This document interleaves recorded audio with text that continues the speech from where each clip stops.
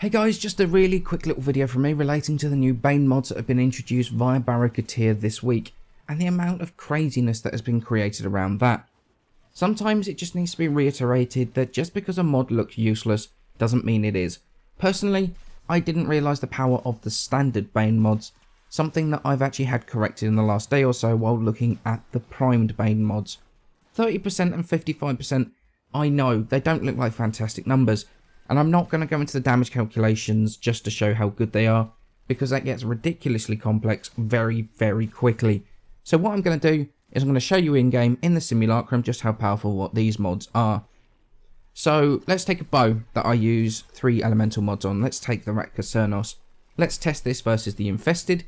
So without any Bane mods, and I'm running a corrosive and heat build, the headshot damage on these ancient disruptors, 58,850. As you can see, we can hit that very consistently, in fact every single time. So let's have a look now and replace the third elemental mod, in case the heat mod, with just a standard 30% Bane of Infested. Now as you can actually see, we are getting more damage from this, in fact quite a lot more, 62,925, and once again we can hit that consistently. So let's switch it out. Let's take the standard Bane mod off and put in the primed Bane of Infested. So we're going from 30% versus Infested to 55%. And now you can see we are consistently hitting 74,984. Nearly 16,000 damage more per hit than that third elemental damage mod. So what does this actually mean? Well, it means that pretty much every single case when you're using a third elemental on a build, or even using the 120% physical damage mods, putting on a standard Bane mod on there puts out more faction specific damage, even a standard one.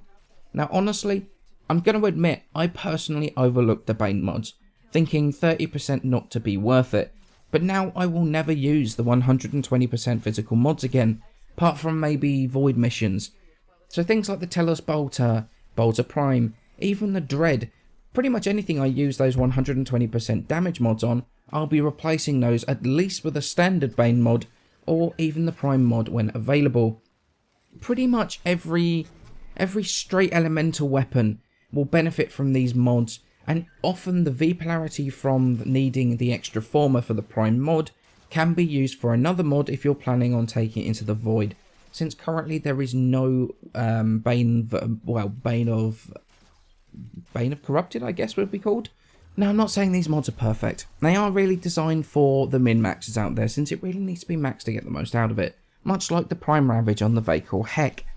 But what it does mean is that most likely there will be a Prime Bane of Grineer coming for rifles, and probably a Bane mod for every single faction for secondaries and melees, which is a total of 12 primed Bane mods, meaning an absolute ton of cores are going to have to be spent.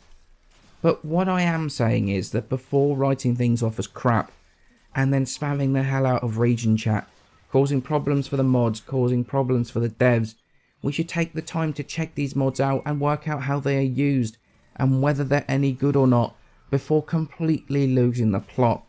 We can all overlook how effective a mod is sometimes, and the normal Bane mod is, like I say, one that I have personally overlooked for a long time, and it's only now, after the Prime ones have been released, and I've had to go back and have a look to see whether they're worth it or not, have I understood just how strong the standard ones actually are. Now, I hope this has helped you guys to understand just how effective these are.